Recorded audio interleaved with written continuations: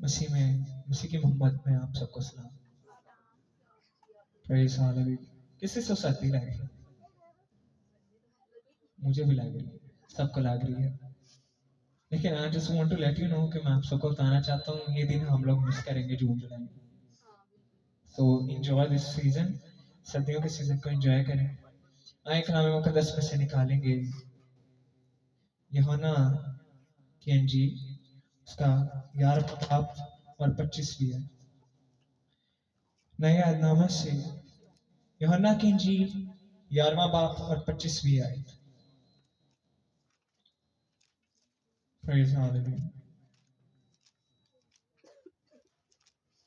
जो निकाल ले काइंडली आमीन कह सकते हैं।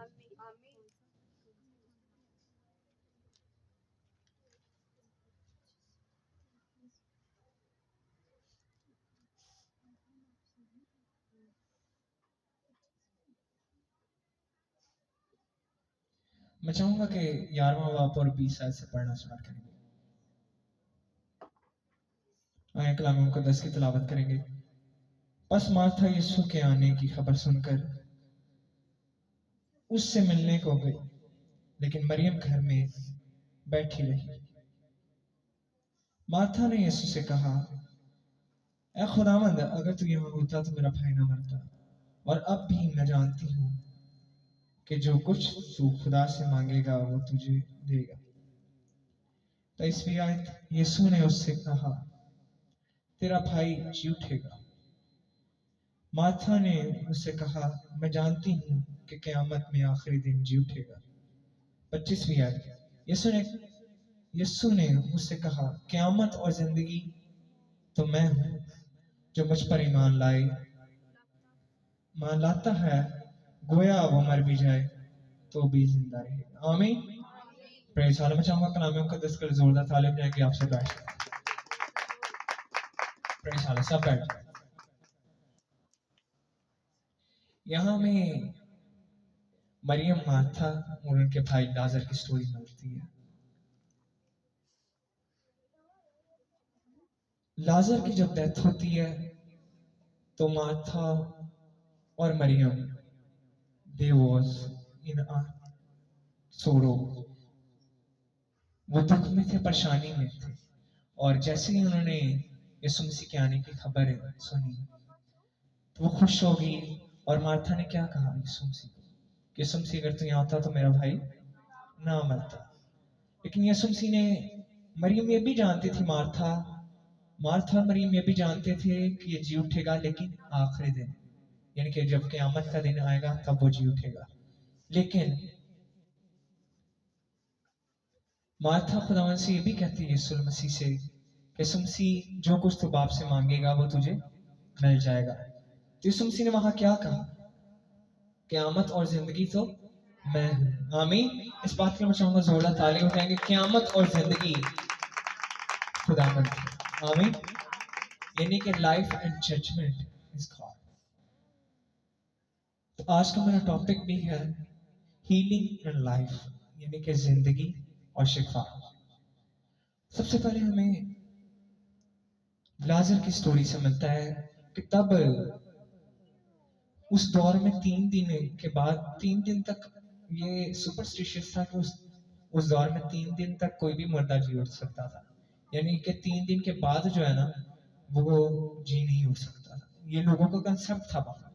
लेकिन चौथे दिन यीशु मसीह ने क्या किया, लाजर को जिंदा कर दिया। आमीन। जोर से तालियां बजाएंगे।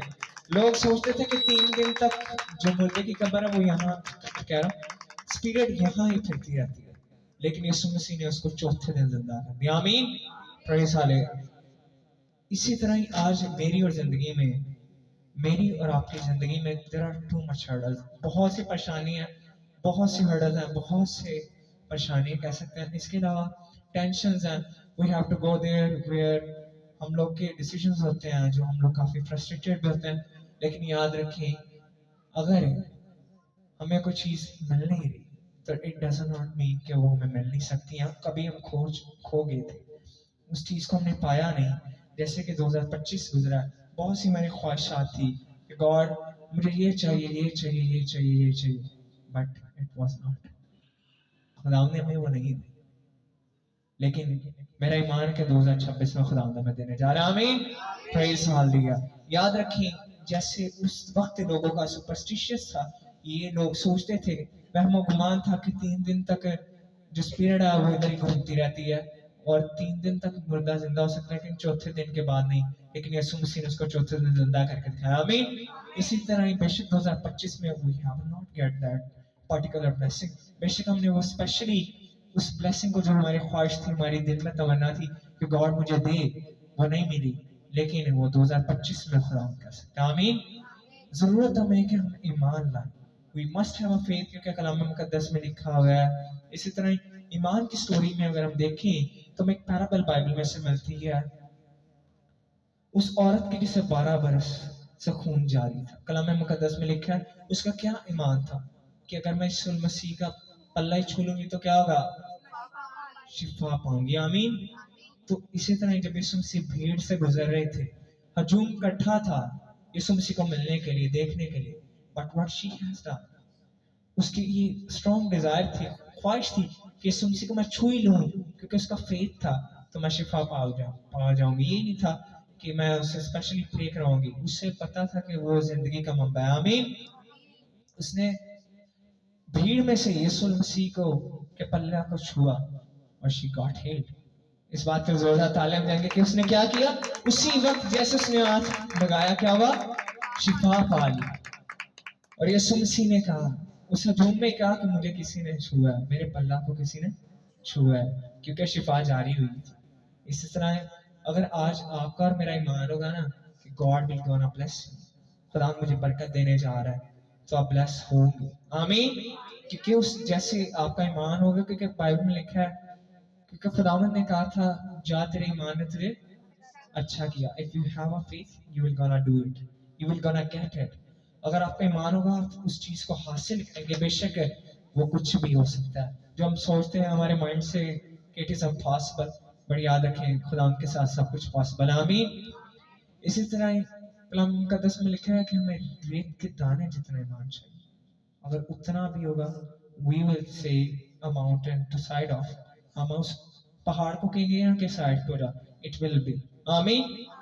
लेकिन जरूरत क्या है, हमें ईमान की यहाँ जर्नी मिल रही है। वी हैव सीन कि लाजर की बहन जो मार्था थी, she has a faith in God कि जीसस विल कम, यीशु मसीह आएगा तो क्या होगा, मेरा भाई शिफा पाने के जिंदा हो जाएगा। आमीन। और इसी तरह नेक्स्ट पैराबल में बाइबल में से हमें क्या मिलता है, लाजर के बाद क्या स्टोरी थी,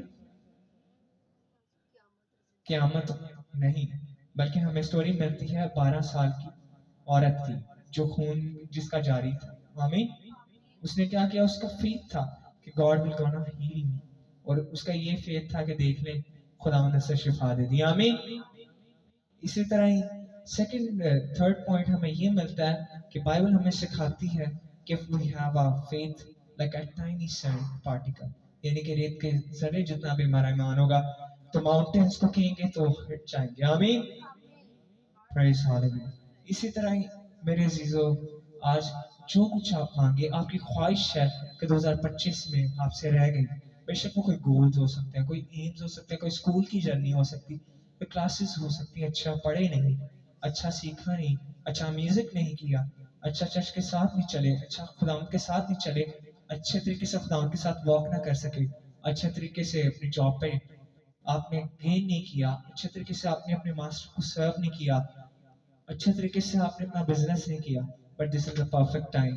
खुदावन से कहिए God I have a faith, God I have a faith, खुदावन मेरा ईमान है कि वो सब कुछ 2024 में खुदावन मुझे अता करेगा। आमीन।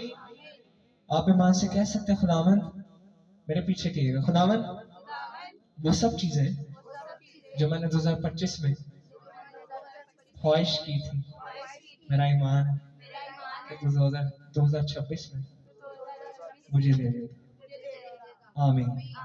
Praise hallelujah. इसी तरह ही हमें स्टोरी मिलती है नुमान कोड़ी की, कि जब नुमान को कोड़ हो जाता है तो वो क्या है, उसको बचपन से कोड़ होता है, स्किन डिजीज, आज की सबसे ज्यादा पैथेटिक डिजीज, उस दौर में भी थी, अभी भी पैथेटिक जिसे कहते हैं ना, टेरिफाइंग डिजीज थी।